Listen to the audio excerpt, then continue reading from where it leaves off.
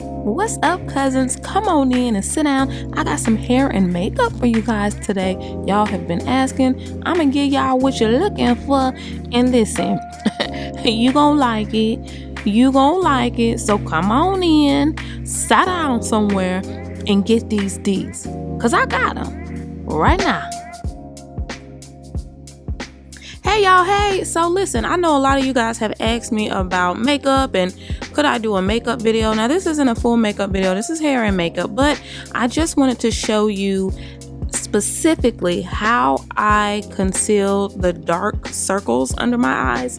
And it's actually really easy, you guys. It's all about the color correction that you use, and I use the tone red. It really cancels out that darkness underneath my eyes. I used to put it on any spot where I would see dark shadows or that hyperpigmentation pop out if I scar or whatnot, but as you guys know, I have been using Glow Melanin, and honey, that skin is popping, so that tone is like giving and super evening out. So I don't do that. I just use it up under my eyes now. And basically I use it just like a concealer, y'all.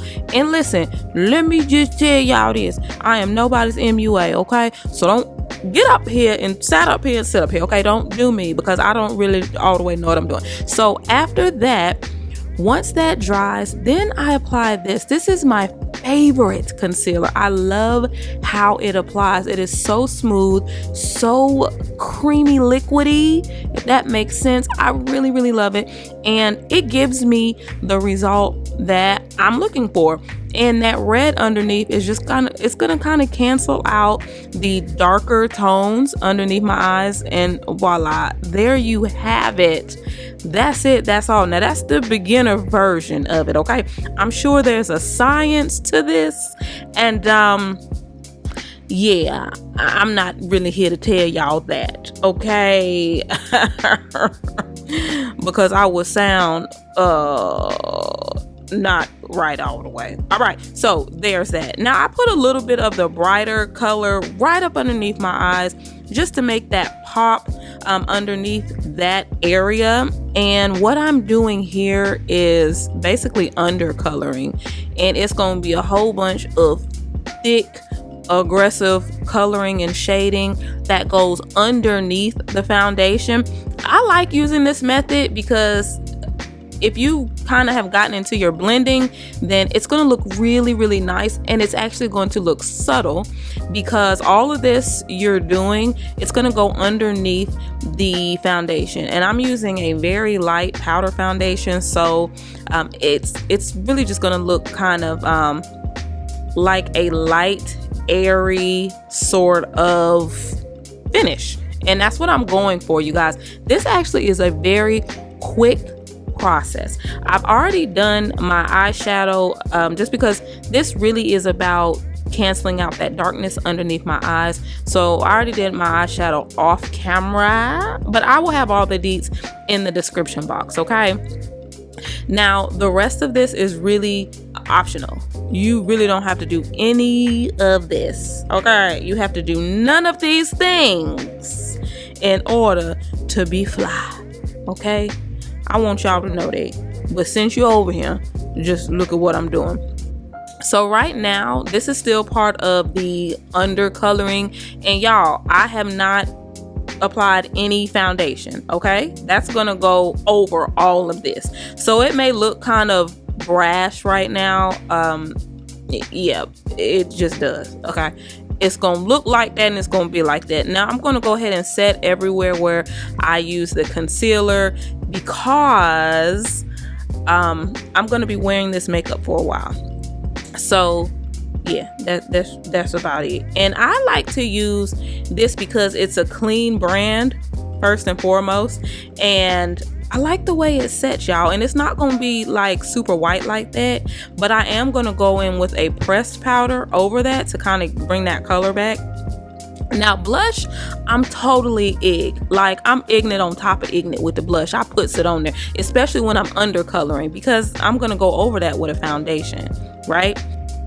So now I'm just going in with my powders, because I do want this finish to be like a matte finish type of look. I don't want it to be creamy or liquidy. So I'm just going in with all the powder. Right here, I'm just brushing off that setting powder that I used a minute ago. Now that it has kind of soaked in a little bit, I'm just brushing off the excess. This is the pressed powder. I'm going over the setting powder, the loose setting powder that I use to kind of bring some of that color back. Although it is transparent, the first one, yeah, I like to do that. I just like to warm it back up, honey, because I'm not finna be out here looking, I'm not gonna be able to do that. Now, I am applying a powder foundation. I like this because it's buildable, and I am just blending in all those harsh lines. You'll be able to tell the difference in a minute, because I'm just going to do this side and then show you the difference in the two sides. We're just blending over top of all of that glorious goodness, fabulousness that we have done. Okay, so you got to do it to the other side. It's like math. What you do to one side, you have to do to the other side. Blah, blah, blah, blah, blah. Okay, you do that, pop your lips off. Well, not pop them off, but you know what I'm saying, like get them together, and then that's it. I'm gonna put a little bit of color up underneath my lower lash line, and then just chisel those cheeks, honey.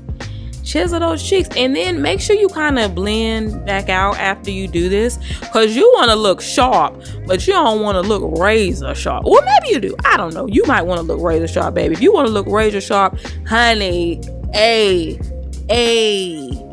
look it. Okay, I'm just gonna line my lips and use a kind of like a pinkish long-lasting color that I love, and y'all, that's gonna be it.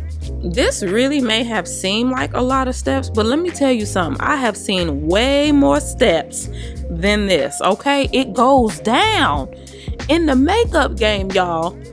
Seriously, like this right here is nothing, honey, because it could get real. Okay, it can get real deal Holyfield in the makeup game. I didn't know that. Yes, honey, it goes down. So this is something, just, you know, little light work. Get up there, little light work. You don't have to do this.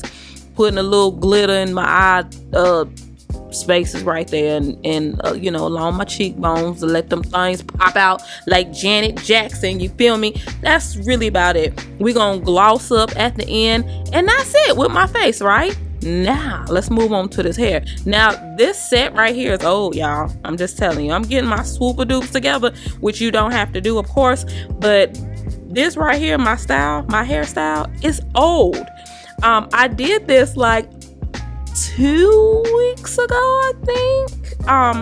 So yeah, I mean, I guess it's not that old, but it's old for me, because y'all know I have to switch my style so much. So yeah, that's that. So I'm just getting my edges together, and then I'm gonna show you what this is. I've used this hair before, you guys. Literally this same exact hair. I had some hair that I kept from a previous install, and honey, when you working with human hair, it just ages well. Okay, this is what I did. I have 2 rows of individuals all around my head, because this was for a ponytail specifically. You can wear it down, but I was going out of town and I knew my hair was going to be up a lot.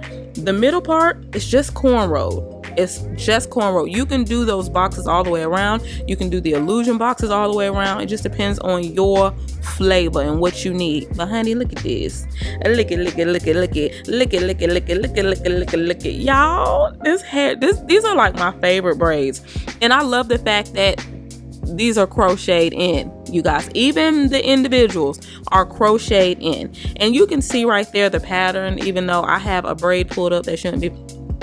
You can see that pattern is meant for specifically a high ponytail. But those curls are human hair curls. The braid itself is synthetic, but the curls that are upon the braid are human hair, and it makes a big difference when you trying to come up out the water. You going on vacation, you at the hotel pool or the beach pool, whatever you got going on.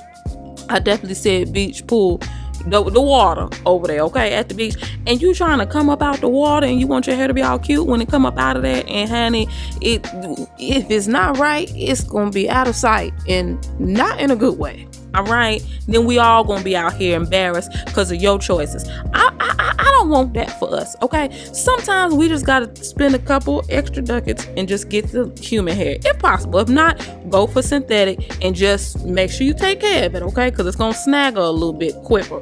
But that's it right there, honey. That's it. That's all. And you guys, these are old braids, okay? These braids right there, those are old braids. That's what I need everyone to understand. And I don't know how many more times I'm going to use these, to be honest, before I just re-up and buy a fresh pack. But I personally would purchase 3 packs. It really depends on your jacket pocket because the price is going to fluctuate depending on the length that you choose. And I'm rocking 24 inches. And also the number of packs, bundles that you choose. It's gonna reflect in the price. So that really just depends on you. But I'm just showing you the versatility of this particular braid pattern. Just because it's made for a high ponytail does not mean that you can't wear it down just because of the illusion, you know, that's why I did 2 rows in the front, where usually I do 1. If I use 1, I'll do the illusion crochet boxes, but because I use straight cornrows in the middle, I decided to do 2 rows around the perimeter, okay, just to keep it real nice and clean. Now if you want to keep these, you simply pull your braid. You'll be able to, you gotta look, but you'll be able to see your braid if you search for it, and you just pull out the end, start at the end. If these were like twist, you'll be able to pull it straight from the top, but because they're braids, you got to pull it out little by little, okay, and just cut at the top, cut the knob at the top. Your hair will be out of the braid. If you are not keeping, as in this scenario, you just pull out a little bit, pull your end out to where you know there's no more hair in that braid, and then just cut, and then take the rest of the fake hair out, and bam, you're left with your plait. Okay, I hope that made sense. This is how I installed the perimeter. I already had my hair plaited out, and I just crocheted into my plait, and then I did the pull through method right there. My particular plait is on the top of the braid, so I'm going to come up under the braid and pull my hair to the bottom. Then my braid, my plait, is going to be at the bottom of the braid, so then I have to crochet through the top and grab it from the bottom and pull it up. Because it's a braid and not a twist, that's how I do, especially the top, to make sure it's good in there, really, really hidden, okay? And then you just pull through the whole way, okay? That's it. That's it. That's all. So we should not be cutting our hair off, okay, to get this hair out. Don't do that. Don't, okay? But let me know what you think about this, guys, okay? Until next time. Peace, love, light.